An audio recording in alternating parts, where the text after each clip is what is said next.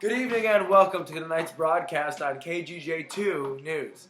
My name's Jack Carney. And I'm Grant Esmer. Thank you very much for watching our special broadcast. For tonight, we have a very, very unique and amazing show for you. To start off, I will begin with the 18th and 19th centuries medical advancements.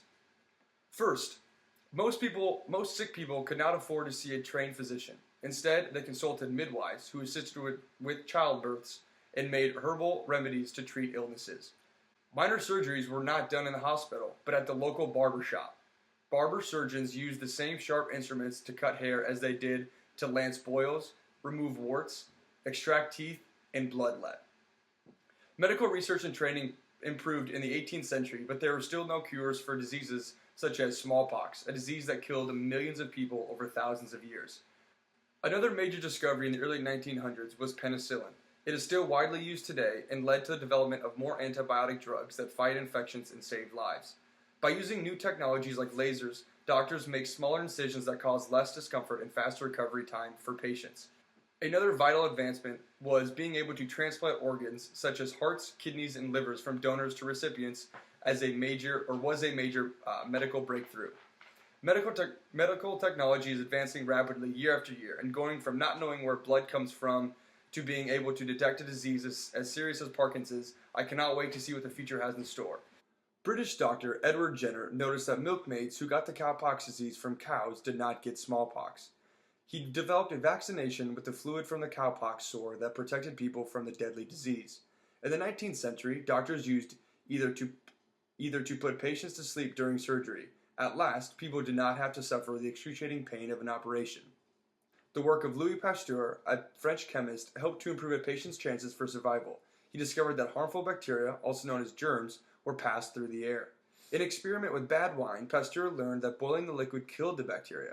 This research led to the development of antiseptics that were used in surgery to kill the germs that caused infection. Jack, just curious, when's the last surgery you've had? Well, Grant, it was quite a long time ago. See, when I was 5 years old, I ran into a pole, and I had to get surgery done on my upper and lower lips. So it was plastic surgery of sorts. Now on to the 20th century and today's modern medicine advancements. In 1895, the discovery of X-rays allowed doctors to see into the body without cutting it open. In less than a century, an entire medical specialty developed based on this discovery called radiology. New image technologies such as ultrasound and CAT and MRI scans help doctors identify diseases and provide better treatment options. To me personally, the biggest advancement today is the fact that we can now fight AIDS and HIV and have successfully cured a newborn of the disease. I object. There's no way that the biggest advancement we have had since 1750 is in the medical field. I would venture to say that, I don't know, the creation of the United States of America, that was a pretty big venture we went on too. I agree. And that would not have happened without the legal advancements we've made in the Western world. 1776, we all know the Declaration of Independence was signed.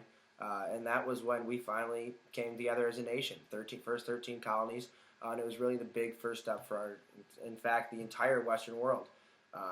We eventually spread out, and then we decided to kind of codify law a little bit more.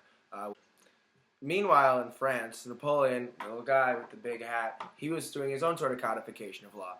The Constitution was known for being a very technical document to try and prevent any loopholes, but Napoleon, in an effort to win over the people of his nation, and had them kind of forget about all the terrible, terrible things he was doing, made it written in not as much of a technical way, but more kind of so they can appeal to the lower class, maybe those who didn't have the best literacy skills. Question, what were the bad things? Is there an example that you have? Mass killings, and really not caring at all about the well-being of the people of his nation.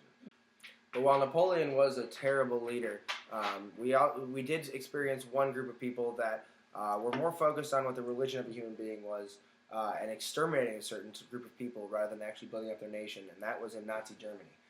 Hitler took charge, as we saw with everything from the concentration camps and all the Holocaust in general during World War II. Nazi law really kind of evaded any sort of democratic practice. It was a very fascist group of people. And they really only listened to what Hitler said, and he could make the grand martial law.